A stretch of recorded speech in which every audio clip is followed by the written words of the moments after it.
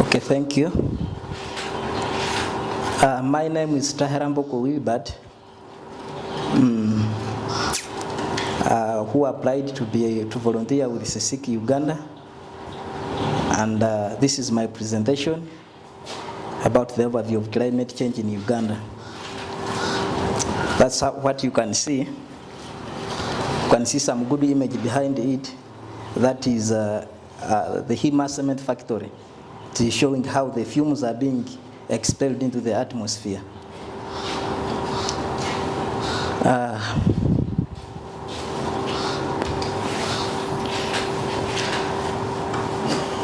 To know more about things, we felt like we could know the definitions of climate change, where I came up with the climate change, meaning the long-term variations in temperatures and weather patterns.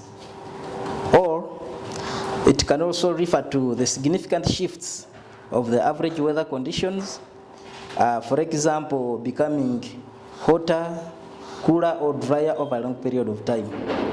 That's what we can talk about the climate change. We also need to know the causes of climate change. You can see some photo there. Those are vehicles, and those are the exhaust fumes.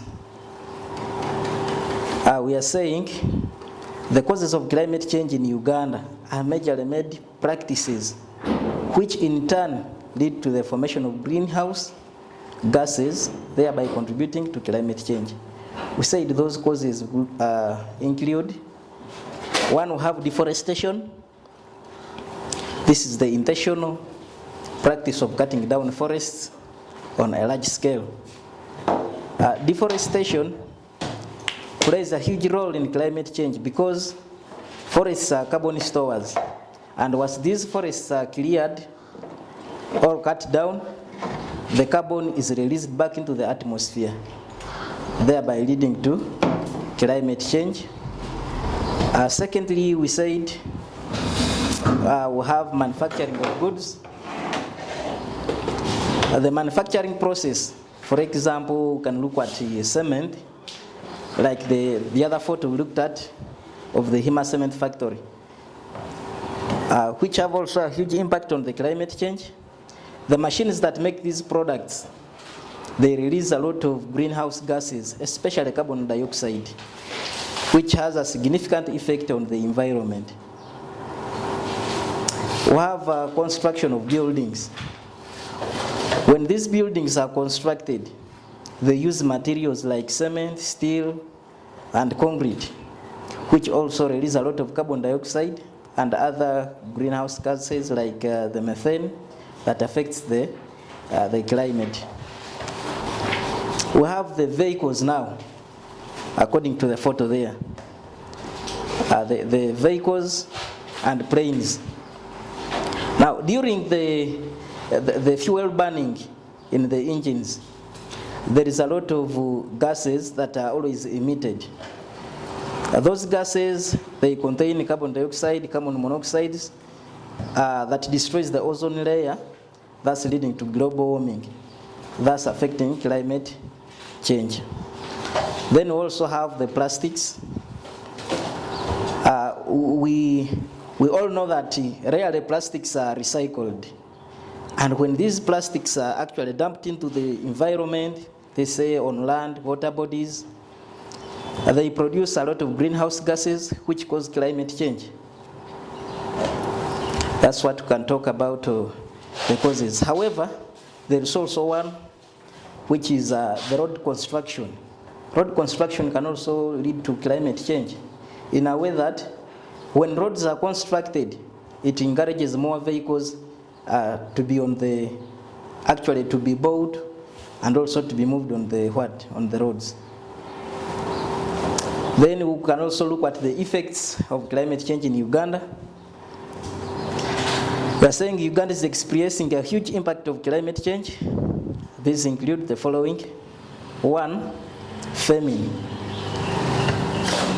As global temperatures continue to rise, farming and food production are greatly affected by the excessive hot conditions, When the conditions are hot, we do not expect plants to thrive and to grow.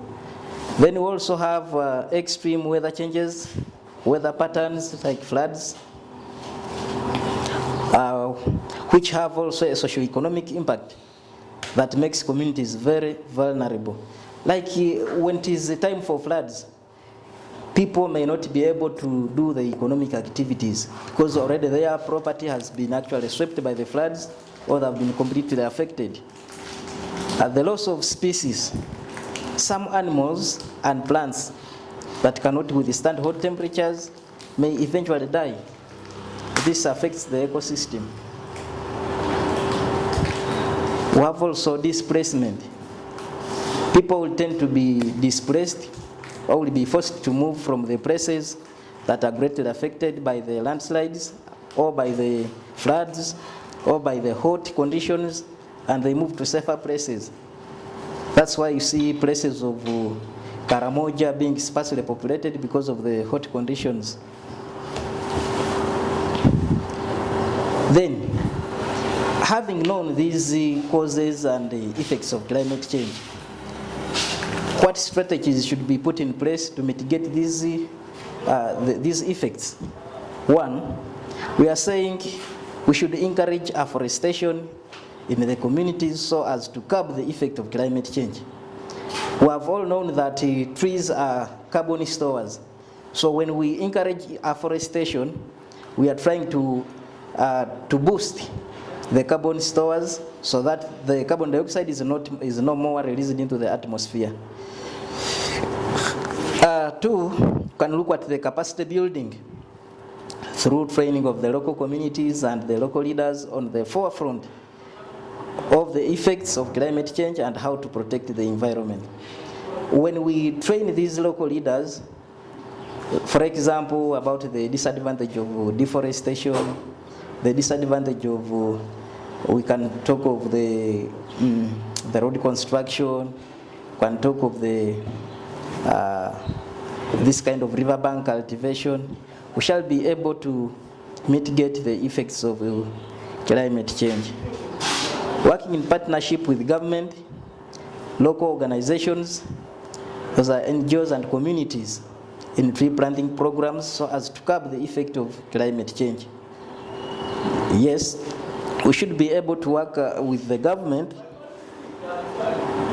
these NGOs, the non-governmental organizations, to embrace the practice of tree planting so as to increase the carbon stores.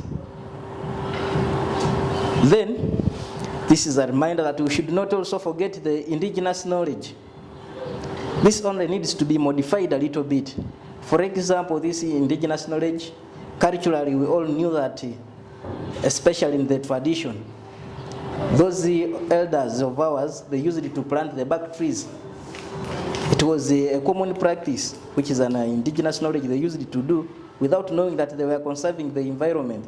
So if this knowledge is modified, we shall be able to thrive in a conducive environment.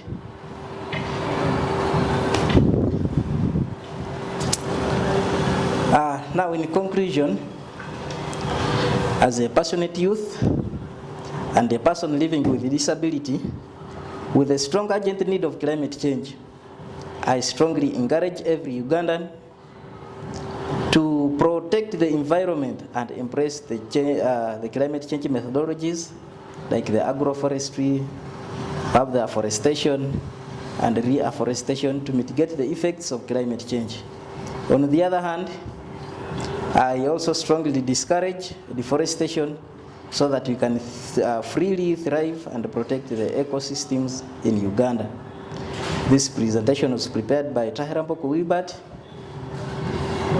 That is the number. The date was 4th of April, 2024. Thank you. Thank you. These are biscuits, they're not flowers. So, you guys, do you have questions? But I'm not going to miss it. Man, your name is difficult to read. But I miss it somewhere. You can say it. Okay. The name is not very difficult at all. Tarambuku, Tarambuku. Taherambuku. Taherambuku. We shall give you a so, let me close with something. Because the light is. Now, do you have questions for Linda? From this presentation, what can we do at the moment?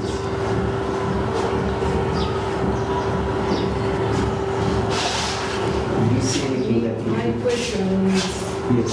is on the indigenous knowledge. You said we should modify.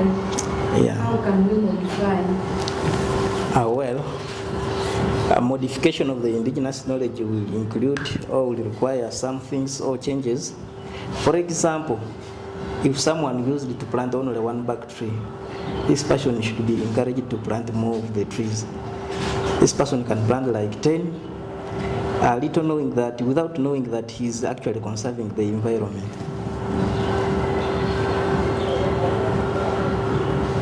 Another question? So, from your previous engagements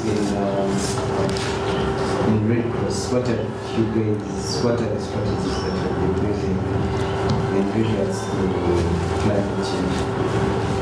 Well, we have been actually disseminating early warning information. We have been training the local communities on how to conserve the environment. Like, for example, we say each local leader should make a by-election in their village or in his area of jurisdiction, that once a farmer cuts like one tree or a person cuts a tree, he should be able to replace that one tree with at least 5 of them. Do you then give them these trees or they buy the trees by themselves? Now, trees, we don't give them trees at all, but at least we encourage them at least to plant these fruit trees, like the jackfruits, the mangoes, those ones, because it may be difficult for someone to cut a jackfruit when he is aware that in the near future is going to yield some fruit to actually feed his family. Likewise, the mangoes. Okay. So my friends, what are we going to do about it? We just let it go, or we do something?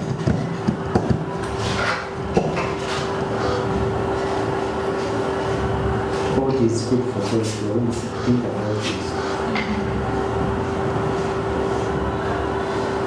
As in, you're encouraging afforestation in the community. Are you aware that there are some other trees which are even dangerous to our soil? Yes, I know that. We have trees like, especially those we encourage to plant. It's where we have the grevillea, we have the melia, where we have the prunus kind of. Then we have the Cordia americana. Those are the trees, but we discourage eucalyptus trees because they have a significant effect. They have a lot of, in fact, they have a very deep taproot that eventually exhausts all the water from the soil and leaving less for the crops. Yeah. Okay. Yeah. So I'm saying thank you very much. I haven't looked at the presentation, but I'm going to see what I can. But we have previously been doing some work on climate change. We are usually more of advocating for either change in policies, involving communities in some either decision making. But now we are thinking of bring it down now to the communities. So that's what our strategy is. We are doing a bottom-up approach. So previously I've been doing this talk about how I want to combine all of them. Start from the communities, let's also look at the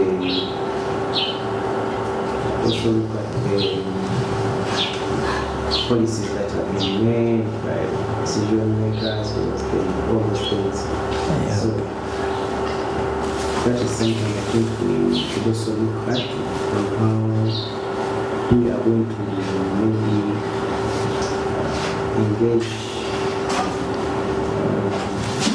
The communities on that. here. Exactly.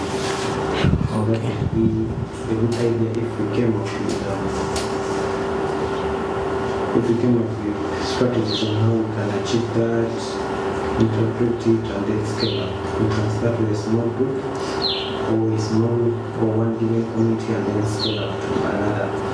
So that would be something we should really look at and see how best we can succeed with that. So sorry, we have been busy. That's why you made it on 4th, and then you almost presenting it when the month is ending. Yeah, I understand the duties. Yeah, those things happen. It won't happen again. We are trying to improve on a few things, and then we shall do it. So the response will be so fast, in a way that we are able to respond to several requests as soon as we receive them.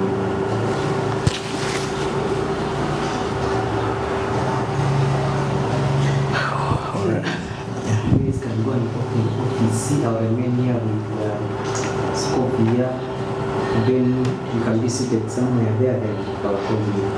Okay. So then you can go. Hey, by the way, these bits are for you.